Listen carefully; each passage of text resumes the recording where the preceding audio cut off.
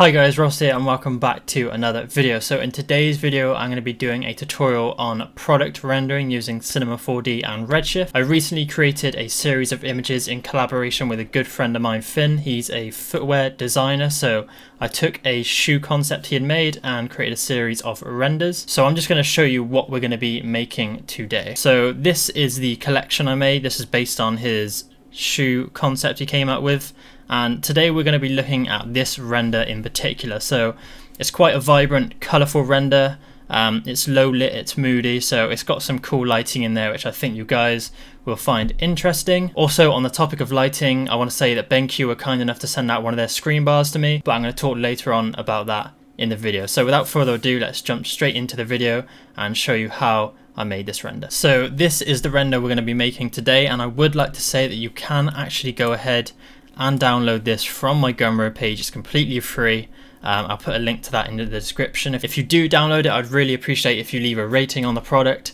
It helps me to kind of make my way up the algorithm and on the pages for Gumroad and just get it out there a bit more. So if you do that, I'd really appreciate it. So let's just jump straight into the scene. So I'm just going to go through the scene from scratch, but I will quickly just come out of the camera and show you the setup. So we've got the camera here, which I'm just going to hide quickly so we can see the lights a bit easier. And it's pretty simple. You can see we've got the shoes here. I've used an instance just to kind of reference that original shoe. It helps the project file to run a bit smoother, keep the file size down as well. And then we just have our wall in the background there. We've got 5 lights, 1 of them for the wall and 4 for the shoe. So let's just dive in and create this from scratch. So I'm going to hide those lights.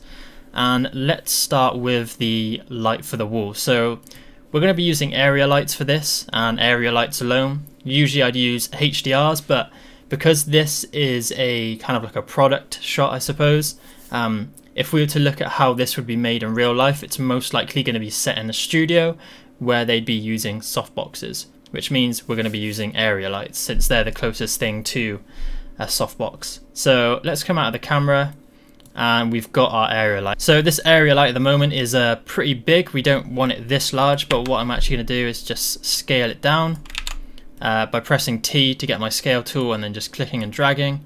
And it's also affecting our shoe at the moment, and we just want this to affect our back wall here. So what we can do is actually come into the area light, into the project tab, and if I change this mode to include, any objects I drag into this panel here, those are the only objects that this light will include. So if I drag the wall in there, now it's only affecting that back wall. So at the moment we've got this really bright background, and that's not exactly what we want. If we look at the original, if I just go back to it, you can see we had this nice fade of red to a darker shade of red here. This just helps to create a bit more depth to the image. So to do that, what we're going to do is actually offset this light a little bit. So I'm going to just move it to the right and maybe move it down a little bit if Cinema 4D decides to catch up. Okay, move it down, and now that means that the focus of this light is going to be in this bottom right corner here. So you can see we've got this bright area here, and then it fades out to a grey. So this is looking pretty good. It's the simple setup we need. We just want to inject some color into that. So there's a few ways we could do this. The way I'm going to show you guys today is literally just putting color into the area light. So I'm going to come into the general tab, come to color, and let's just crank this up to like an 80% saturated red. And now we have this really bright red here, and it starts to fade off here, but it's a little bit too bright. It looks way oversaturated, and that could be adjusted in a couple ways. Again, there's always multiple ways to do the same thing. The way I like to do it is just decrease the exposure of that light. So let's drop that to maybe something like -3. That looks good. So we now have like a really nice bright area here, and it fades to that darker color to the left hand side. I'm actually going to bring it down just so there's less of that bright area. Something like this. So we've got this bright area in the corner, and it fades out into these corners here. Maybe we could bring it over to the left a little bit as well. Cool, so that looks pretty good to me. So now we've got this really nice vibrant background and these silhouetted shoes here. So let's start to add some color and some lighting to these shoes. Now, the first thing I'm going to start off with is lighting these soles, and we're actually going to start by getting the initial kind of highlights in there. So I'm just going to create another area light. Again, T for the scale tool, and just scale this down, and kind of like we did with the original area light, we only want this area light to affect the shoes. So if I come to the project tab, and this time I'm going to leave it on exclude, but I'm going to put the wall in there. So now it's going to affect everything except that back wall. The next thing I'm going to do is actually put a target tag on there. So if I right click, go to animation tags and target, and we can now select an object for this light to target. So I've created a null which is in the center of the shoes.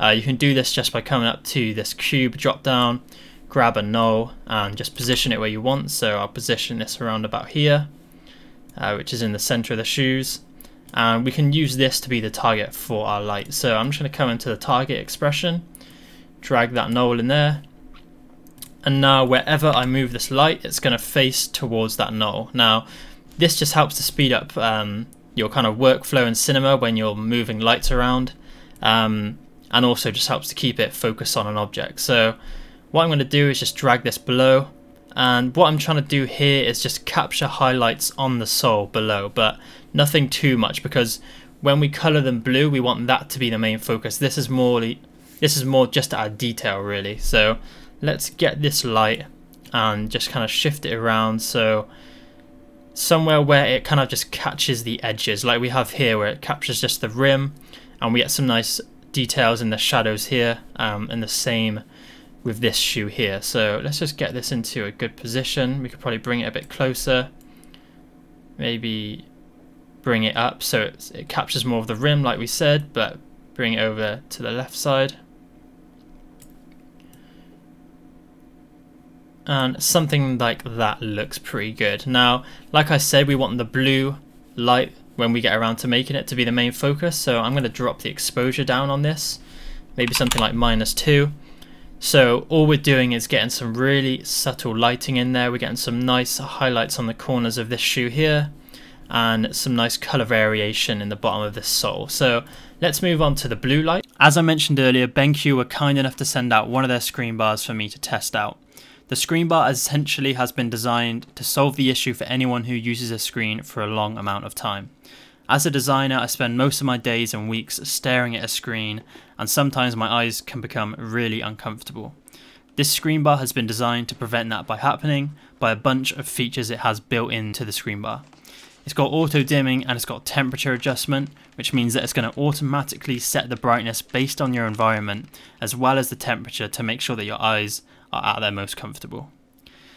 You can tell from this unboxing that the packaging is really well put together. When I opened this, I was really impressed. Coming from a design background, packaging can really help sell the product to me, and I was just blown away at the quality of the product itself, but also the packaging experience. As I'm recording this, I've used this product for a few days now, and I can honestly say it is a really, really great product.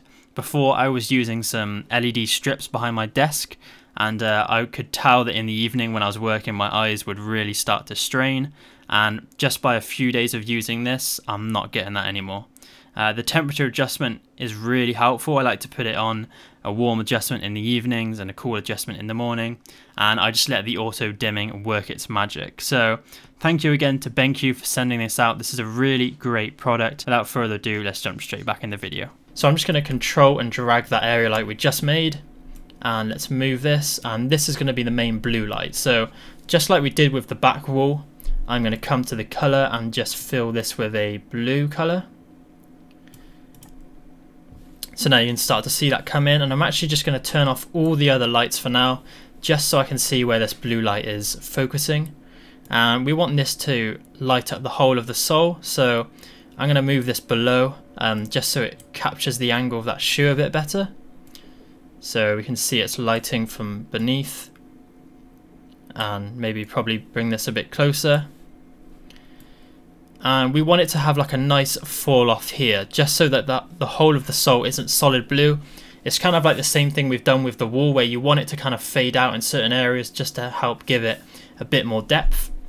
So I'm actually just going to kind of bring this to the side, bring it closer, and let's scale it down so we get a bit of a fall off. So now this part is in the shade, we have kind of like a highlight here and it falls off at the top, and this just helps to give it a bit more depth.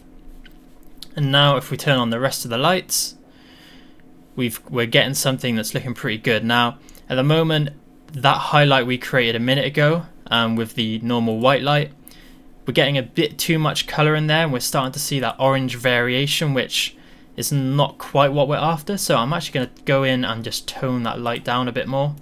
So let's put an exposure of like -4, and now we're getting a weird look where this is dimming off and we're getting that orange. So we need to adjust the blue light.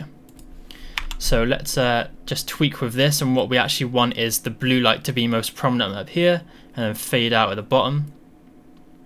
So let's see how we can go about doing that. So we actually need to point this light towards that bottom shoe a bit more. So I'm actually going to change the target from that knoll we created to the bottom shoe, and that's just going to help rotate it more towards that, which should give us some better lighting for that sole on the bottom. So I'm going to rotate this round just so that it's covering more of that sole, and we can just bring it a bit closer like this. Redshift seems to be on a bit of a go slow today. Bring it up, and now that's covering more of that sole, and let's just rotate this light around just so that it kind of follows the shape of the sole here. So now it should fill it a bit more, and we can probably bring it up a little bit like this. Again, just keep it in line with that sole.